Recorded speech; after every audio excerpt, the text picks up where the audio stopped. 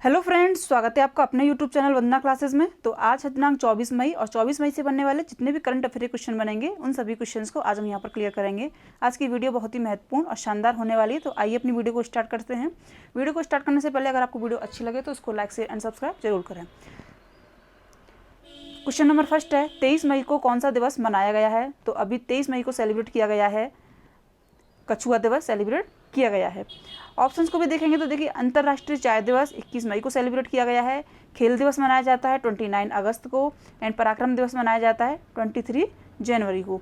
अभी मैं on screen class नहीं ले सकती क्योंकि मैंने बताया था कि मैं अभी बाहर आई हुई हूँ, तो 4-5 दिन के अंदर मैं अभी स्टार्ट करूँगी रेगुलर ही।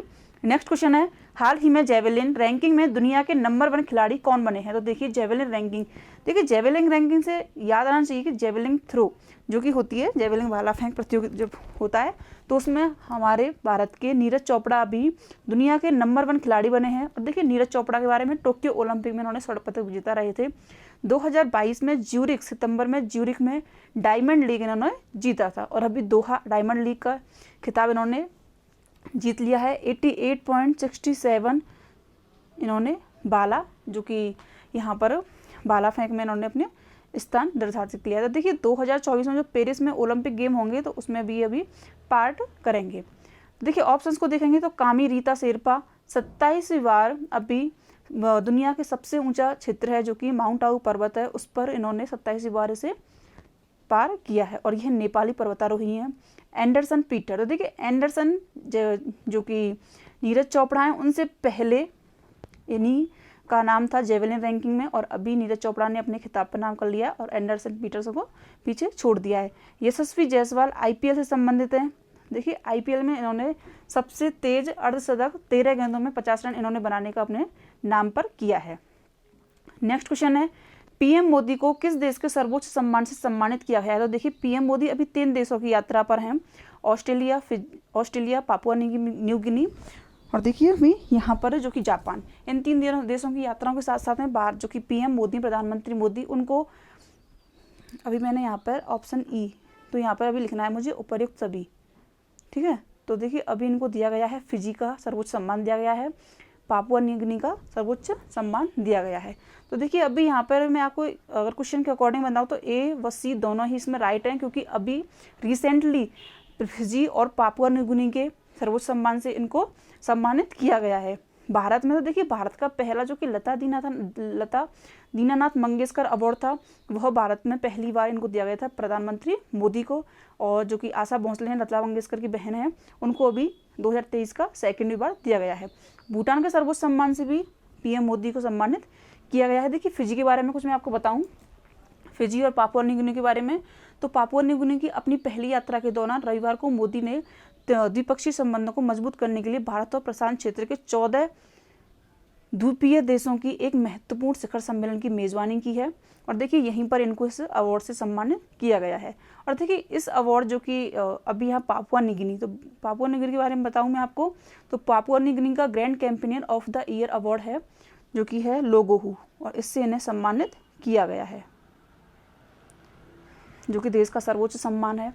और देखिए जो पीएम मोदी हैं तो इनको किस किस देश से सर्वोच्च सम्मान प्राप्त दिए गए हैं मीन्स रूस से दिया गया है, सऊदी अरब से दिया गया है, अफगानिस्तान से दिया गया है, यूएई, मालदीव, अंतर्राष्ट्रीय पुरस्कार इन्होंने जीत लिए हैं।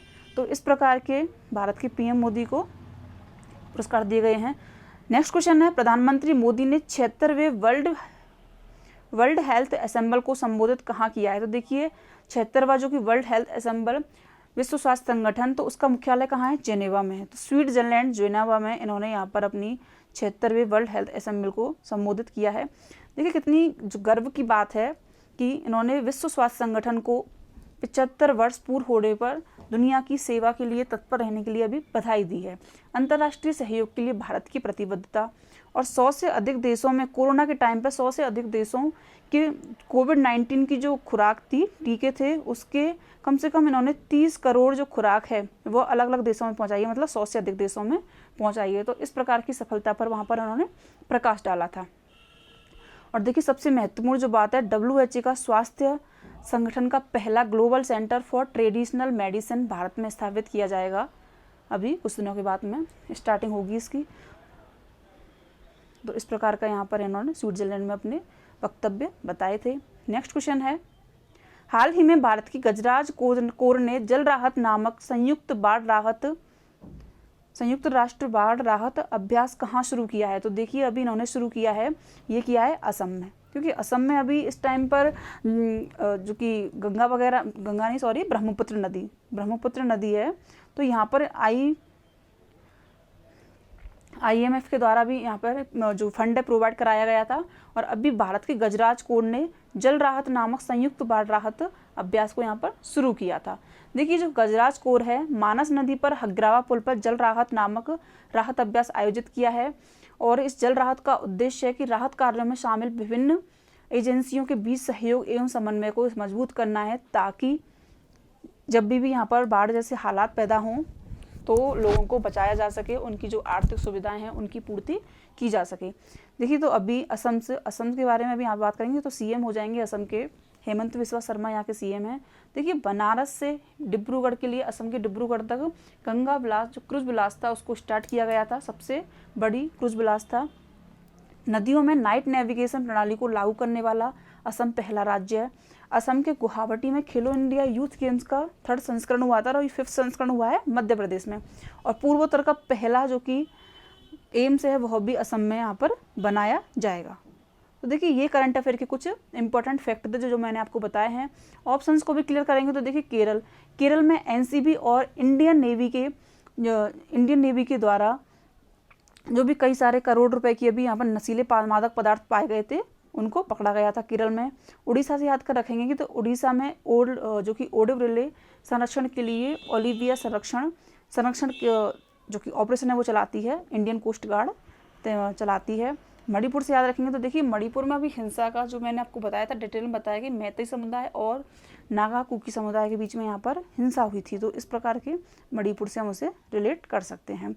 हाल ही में मनरेगा श्रमिकों के लिए कल्याण कोष की शुरुआत करने वाला भारत का पहला राज्य कौन सा बना है? तो देखिए भारत की जो गजराज कोर। नेक्स्ट क्वेश्चन है, वापस से बताती हूँ, हाल ही में मनरेगा श्रमिकों के लिए कल्याण कोष की शुरुआत करने वाला भारत का पहला राज्य कौन सा बना है? तो देखिए मनरेगा श्रमिक हैं तो उनको कल्याण कोष की शुरुआत करने वाला पहला राज्य बना है, तो ये है अभी केरल में कल्याण कोष की शुरुआत हुई है।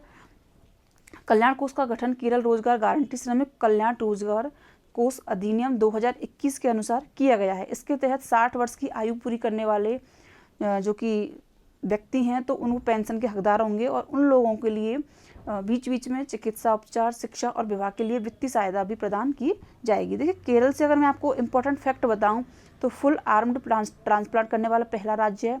केरल का कुबलांगी जहां पहला सैनिटरी नैपकिन बनाने वाला राज्य बना है।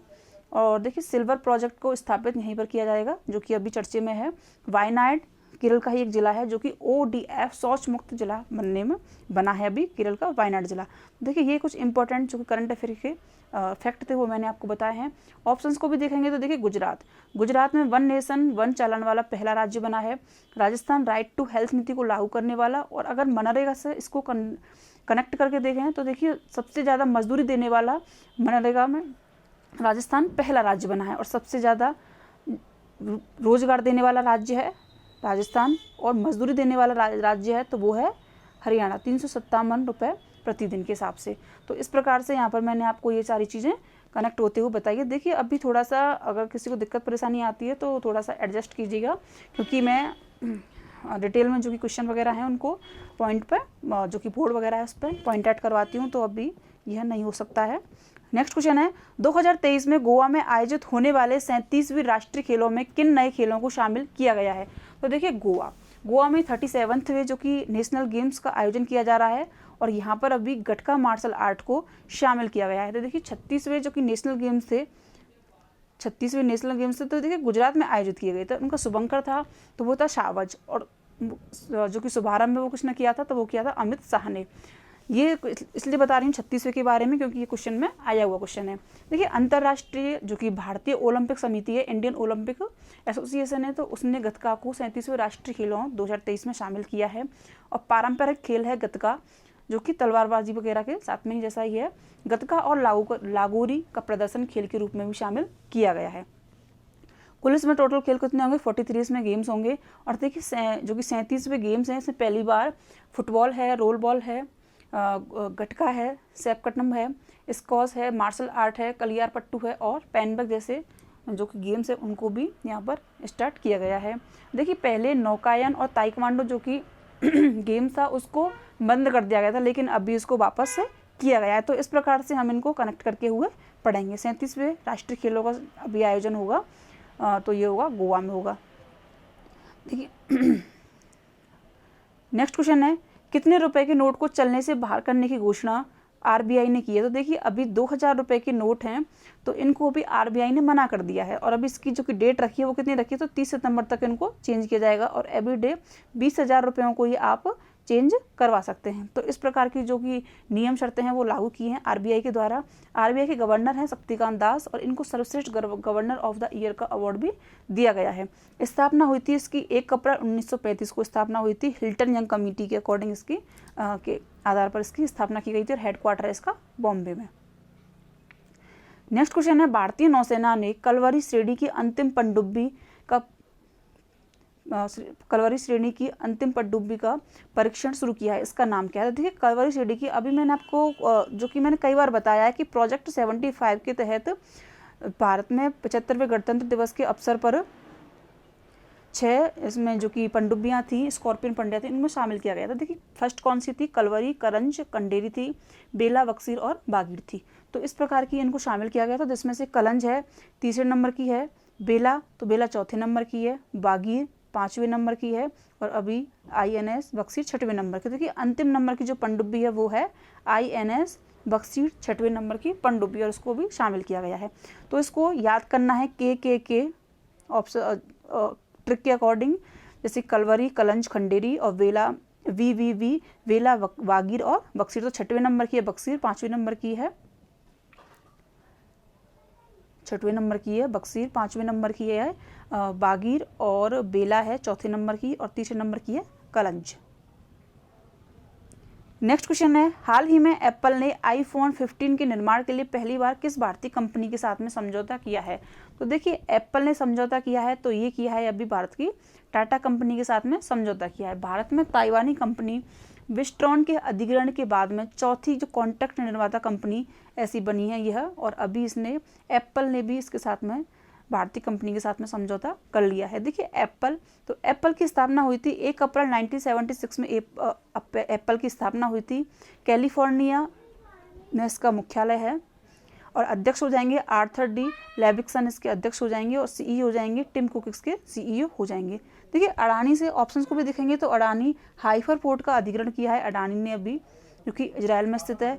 रिलायंस, तो देखिए रिलायंस कंपनी के द्वारा अभी तमिलनाडु की चेन्नई कैपिटल है चेन्नई, तो वहाँ पर मल्टी मॉडल लॉजिस्टिक पार्क है, उसका यहाँ पर स्थापना की जाएगी। अगर आप ये पूछते हैं कि रिलायंस के द्वारा की जा रही है तो भारत सरकार के द्वारा की जाएगी, असम के जोगीघोपा में वहाँ पर की जा रही है, वो भारत सरकार के द्वारा है, और यह प्राइवेट लिमिटेड के द्वारा है जो चेन्नई में स्थापित किया जाएगा, multi modal logistic park. Hello, तो हेलीकॉप्टर मैन्युफैक्चरिंग की कंपनी है हेल। नेक्स्ट क्वेश्चन है, कौन सा देश NVS-01 नेविगेशन सैटेलाइट लॉन्च करने के लिए तैयार है। तो देखिए NVS-1 इसकी फुल फॉर्म क्या होती है, navigation satellite on the horizon इसकी फुल फॉर्म होती है। और देखिए यह उन्नत उपग्रह है, जैसे 29 मई को लॉन्च किया जाएगा, और अभी इसे लॉन्च कौन कर रहा है, तो इसे अभी इंडिया लॉन्च कर रहा है, भारत इसको लॉन्च कर रहा है। 12 वर्षों का मिशन जीवन के साथ में NVS-01 उपग्रह का उन्नत तकनीकी और क्षमताओं को शामिल करके मौजूदा नेविगेशन बुनियादी ढांचे को इसमें बढ़ाना है और इसको इसमें शामिल करना है, तो इसको अभी भारत लॉन्च करेगा। देखिए ऑप्शंस को भी देखेंगे तो USA आर्टेमिस जो मिशन है उसमें 5 व्यक्तियों को भेजने का काम कर रहा है, अभी USA इस पर काम कर रहा है। केन्या, तो देखिए केन्या EOS, केन्या से याद रखेंगे EOS अर्थ ऑब्जर्वेशन सैटेलाइट उपग्रह है, जो कि इसका नाम क्या है, तो यह है इसका नाम ताइफा इसका नाम है, और अभी इसको लॉन्च किया है। सिंगापुर के याद अभी कौन सा लॉन्च किया है, टेलीओस। नेक्स्ट क्वेश्चन है, हाल ही में श्री चंद परमानंद हिंदुजा का निधन हो गया है, वे कौन थे। देखिए बताना जो कोई क्वेश्चन होता है इसको बताना इसलिए ज़रूरी होता है क्योंकि यह क्वेश्चन में पूछ ले जाते हैं। और ऐसे जो क्वेश्चन जो भी अभी हमने बताए हैं, किसी किसी दिन क्वेश्चन बता दें तो कोई 10 क्वेश्चन ही इंपॉर्टेंट होते हैं और किसी किसी दिन 5 से 6 क्वेश्चन इंपॉर्टेंट होते हैं। तो लेकिन आपको सारे ही क्वेश्चन पढ़ने हैं। तो देखिए अभी श्रीचंद परमानंद हिंदुजा का निधन हुआ है, वो थे हिंदुजा ग्रुप के अध्यक्ष थे और अभी इनका निधन हुआ है। देखिए ये हिंदुजा ग्रुप की कंपनी है, यह समूह भारत के सबसे बड़े निजी समूहों में से एक है और इसमें की फॉर्च्यून पत्रिका द्वारा दुनिया के शीर्ष 500 कंपनियों में से इसमें स्थान दिया गया था। यह राष्ट्रीय कंपनी जो यह एक बहुराष्ट्रीय कंपनी है जो कि बैंकिंग, वित्त निर्माण, मीडिया सहित उद्योगों की एक विस्तृत श्रृंखला की रुचि रखता है। तो इस प्रकार की कंपनी के अभी अध्यक्ष थे श्रीचंद परमानंद हिंदुजा, इनका निधन हो गया है। ऑप्शंस को भी क्लियर करेंगे तो देखिए शेयर मार्केट के बिग बुल कहे जाने वाले राकेश झुनझुनवाला, देखिए अभी इनको पद्मश्री अवार्ड दिया गया है और अभी इनका कुछ दिनों पहले निधन हो गया था। भारत के पहले मतदाता श्याम शरण नेगी, इनका भी निधन हुआ है।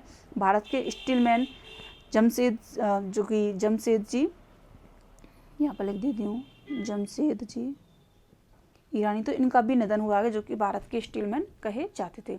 तो फ्रेंड्स आज के प्रश्नों की श्रृंखला को यहीं पर समाप्त करते हैं। वीडियो अच्छी लगी हो, हेल्पफुल लगी हो तो इसको लाइक करें, शेयर करें एंड सब्सक्राइब करें। Thank you.